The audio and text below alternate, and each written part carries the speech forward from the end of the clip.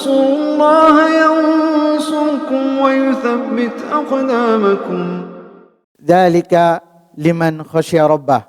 Siapa sih yang mendapat itu? Berada di sisi Tuhannya, berada di dalam surga, kemudian kekal di dalam surga tersebut, mendapat keridhaan Allah Subhanahu wa taala, dan orang-orang tersebut adalah orang-orang yang takut kepada Allah Subhanahu wa taala. Dan dikatakan oleh sebagian para ahli tafsir, kenapa disebut takut di sini? Karena kalau ada ketakutan kepada Allah Subhanahu wa taala, semua kebaikan yang lain itu akan ikut.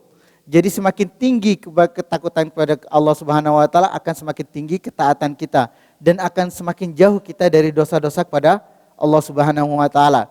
Dan ini juga mengingatkan orang-orang yang tidak mengikuti Nabi SAW menjadi kelompok yang pertama. Kenapa?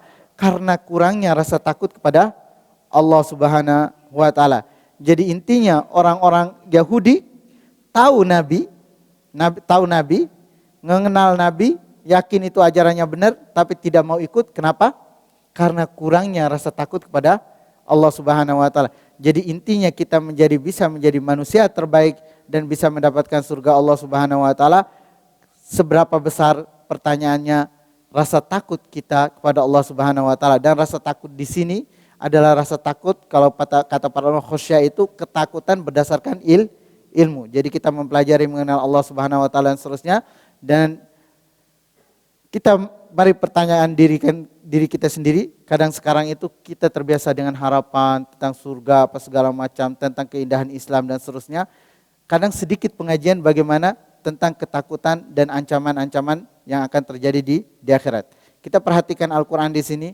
Allah Subhanahu wa taala menggandeng dua hal, sering menggandeng, ada yang namanya targhib dan tarhib. Kalau kamu tidak mau ikut Nabi, kalian akan menjadi seburuk-buruk makhluk yang tempat akhirnya adalah neraka.